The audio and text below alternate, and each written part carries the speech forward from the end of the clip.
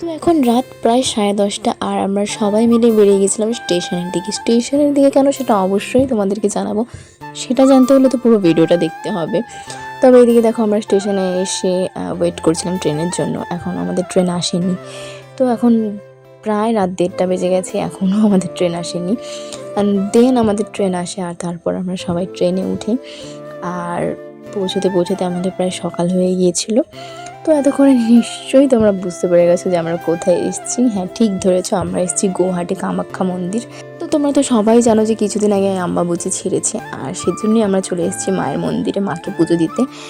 আর যেদিন আসি সেদিন আম্বাবুচি ছেড়েছিল, তো সেদিন মন্দিরে প্রচণ্ড ভিড় হয়েছিল, সেজন্য আর মন্দিরে যাওয়া হয়নি। আর তারপর আমরা সেদিনটা এদিক ওদিক অন্যান্য মন্দির ঠন্দির একটু ঘুরে নিই। তারপর ওখানে পৌঁছেই আমরা একটা হোটেল বুক করি আর সেখানে যাই, অ্যান্ড দেন ফ্রেশ হয়ে আবার রেডি হয়ে বেরিয়ে যাই। যেহেতু আমরা অনেক সকালে পৌঁছেছিলাম সেজন্য সেহেতু আমাদের হোটেল খুঁজতেই টাইমটা অনেক চলে গিয়েছিলো, সেজন্য আমাদের খাওয়া দাওয়া সেরকম করে হয়নি। অ্যান্ড দেন আমরা একটু হোটেলে এসে খাওয়া দাওয়া করে নিই। তারপর আমরা একটা গাড়ি রিজার্ভ করে সবাই একটু ঘুরতে বেরিয়েছিলাম।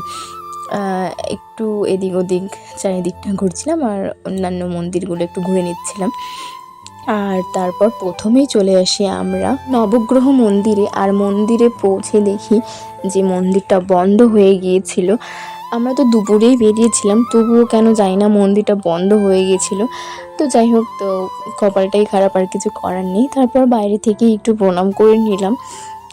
তারপর একটু প্রণাম টনাম করে চারপাশটা একটু ঘুরে দেখছিলাম। আর তারপর চলে গিয়েছিলাম ডাইরেক্ট বৈশিষ্ট্য মন্দির। আর বৈশিষ্ট্য মন্দিরে পৌঁছতেই দেখি আকাশটা ভীষণ সুন্দর মেঘলা করে ফেললো আর সুন্দর করে বৃষ্টি নামছিল। যেহেতু এত গরম ছিল আর এত দুপুরে আমরা বেরিয়েছিলাম, ভীষণ রোদ ছিল, এত পরিমাণে গরম লাগছিল যে কিছু বলার নেই। তো সেজন্য আমার মনটা ভীষণ খুশি হয়ে গিয়েছিলো বৃষ্টি দেখে, সত্যি। তারপর একটু ওয়েদারটা মেঘলা করাতে একটু গরমটা কম লাগতে শুরু করলো, তারপর একটু ভালো লাগছিলো। যাই হোক, তো এই দিকে দেখো এটা হচ্ছে বৈশিষ্ট্য মন্দির। অবশ্যই ভেতরে যাব, তো চলো তোমাদেরকে ভেতরটা দেখানো যাক। তো আমিও তো প্রথমবার এসেছি, আমিও দেখবো অবশ্যই। অ্যান্ড দেন আমরা ওখানে পৌঁছে যাই বৈশিষ্ট্য মন্দিরের ভেতরে। আর ভেতরে পৌঁছতেই একটা সুন্দর একটা নদী আমার চোখে পড়ে। আর নদীটা এত সুন্দর লাগছিল দেখতে, মানে সত্যি দেখে আমার স্নান করতে মন চাইছিল। সত্যি কথা, এত গরমে ওদের মতো আমারও স্নান করতে মন চাইছিল, কিন্তু কিছু করার নেই, স্নান করতে পারবো না। তো যাই হোক, ওখানে একটু নেমে মনটাকে শান্তি করলাম, একটু জলটা ছুঁয়ে মনটাকে একটু শান্তি করলাম। আর তারপর আমার এত ভয় লাগছিলো, যেহেতু পাথরগুলো এত পরিমাণে পিছলা ছিল যে সত্যি হাঁটাচলা করতে আমার ভয় লাগছিলো। আর তারপর মা হাত বাড়ায় আর মার হাত ধরে আমি চলে যাই। আর তারপর এদিকে দেখো ওখান থেকে একটু এদিকে চলে এলাম। আর এখানে এসে দেখি আমার বর বাদরামো করছে, মানে একটা পাথর থেকে আরেকটা পাথরে লাফাচ্ছে, মানে হনুমানদের মতো, কিছু বলার নেই। আর তারপর এই চলে গেছিলাম মন্দিরের ভেতরে। এখানে আমি আমার বড় বাবাকে তো দেখলাম, বড় বাবাকে একটু প্রণাম করে নিলাম। আর তারপরে চলে গিয়েছিলাম নিচে, সিঁড়ি দিয়ে নিচে নেমে আসতে হয়। তারপরে মার দেখা পাওয়া যায়, আর আমিও মার দেখা পেয়ে গেলাম। তারপর একটু মাকে প্রণাম টনাম করে অ্যান্ড দেন ওখান থেকে বেরিয়ে আসি। তারপর এখানে এসে দেখি আমার বাবা হনুমানদের কলা খাওয়াচ্ছিল। আর তারপর সেই দেখে আমার ভাই আমি সবাই তাই করলাম, ভালো লাগে। আর এদিকে দেখো আমার ভাই একদম ওটার উপরে চড়ে গিয়েছিলো, তারপর কলা খাওয়াচ্ছে। আর তারপর ওটা দেখে আমিও একটু কলা খাওয়ালাম আর কি, ভীষণ মজা লাগছিলো।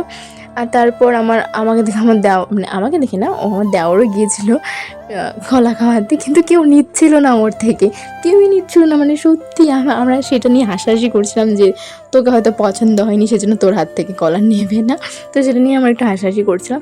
আর তারপর ওখান থেকে আমরা ডাইরেক্ট চলে আসছি বালাজি মন্দিরে।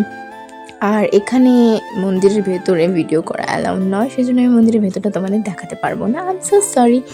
আর তারপরে আমরা চলে যাই ভেতরে।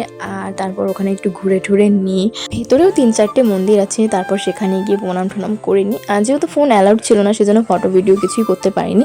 আর তারপর প্রণাম টনাম করে চলে আসি বাইরে, আর বাইরেটা একটু ঘুরে নিই ভালো করে। আর জায়গাটা আমার সত্যিই ভীষণ ভালো লেগেছে, মন্দিরটা অসাধারণ ছিল, সত্যি কিছু বলার নেই, এত পরিমাণে ভালো লেগেছে, মনে হচ্ছিল ওখানেই থেকে যাই। আর তারপর আমার বর এত ঘোরাঘুরির পরে হাঁপসে যায়, অ্যান্ড দেন এসে বসে বকুল গাছের নিচে। আর এইদিকে দেখো আমার মা বকুল ফুল কোড়াচ্ছিল, মার নাকি ভীষণ প্রিয়। হ্যাঁ, সত্যিই খুব ভালো লাগে বকুল ফুল। তো যাই হোক, ভিডিওটা আমার এই পর্যন্তই। তোমাদের সাথে দেখা হচ্ছে নেক্সট পার্টে, পার্ট 2-এ।